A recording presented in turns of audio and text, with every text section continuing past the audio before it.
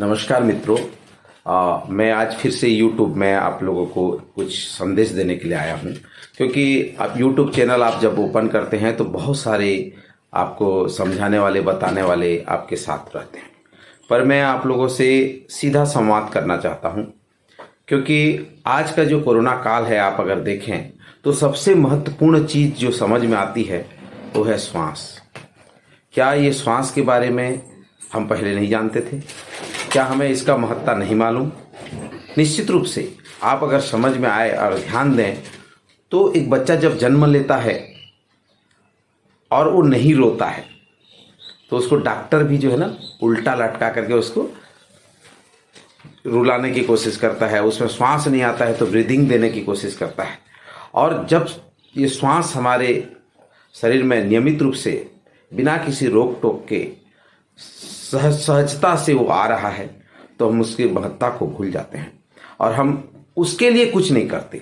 जिसके लिए हम खड़े हैं, जिसके लिए हम जिंदा हैं, जिसके लिए हम इस संसार में हम खेल कूद रहे हैं, सारी चीज़ें सारी एक्टिविटी कर पा रहे हैं, उसको हम भूल जाते हैं।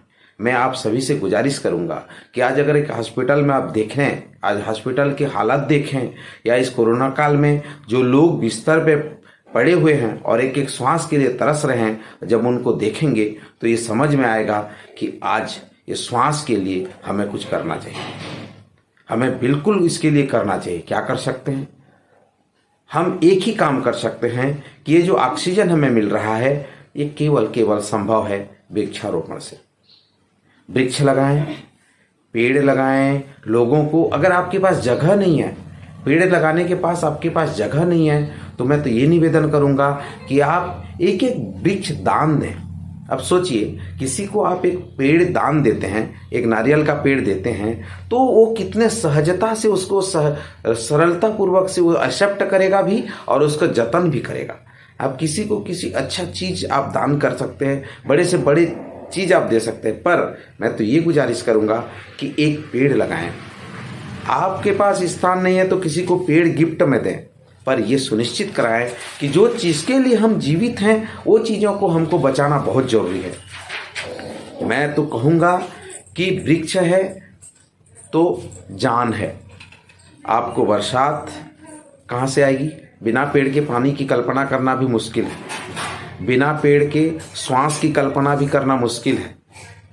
इसलिए जितने भी मेरे व्यूअर हैं, जितने भी लोग इस YouTube को देख रहे हैं, मैं तो यही कहूँगा कि आज दृढ़ संकल्पित हो जाए और एक पेड़, किसी न किसी डेट को आप चुन लीजिए।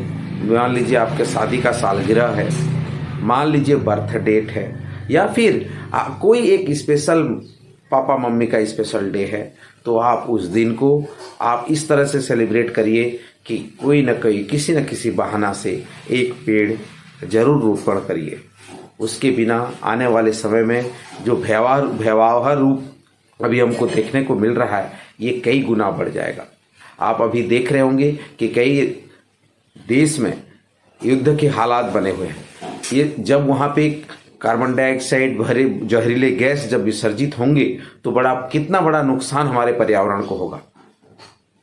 तो इस पर्यावरण को बचाने के लिए मेरा तो ये निवेदन है कि हम खुद बदलें और लोगों को बदलने के लिए प्रेरित करें और एक एक पेड़ रोपण के लिए कटिबद्ध रहें। आने वाले समय में 5 जून को विश्व पर्यावरण दिवस मनाया जाएगा। इस दिन उत्साह के साथ सभी जगह वृक्षारोपण को प्राथमिकता के तौर पर वो करें और आने वाले समय को बेहतर बनाने के लिए दृढ़ संकल्पित हों। मेरा आप सभी से विनम्र निवेदन है, पेड़ लगाएं, पर्यावरण को सुरक्षित रखें, पेड़ लगाएं और इस धरती को, एक प्राकृतिक संपदा को संरक्षण प्रदान करें। बहुत बहुत धन्यवाद।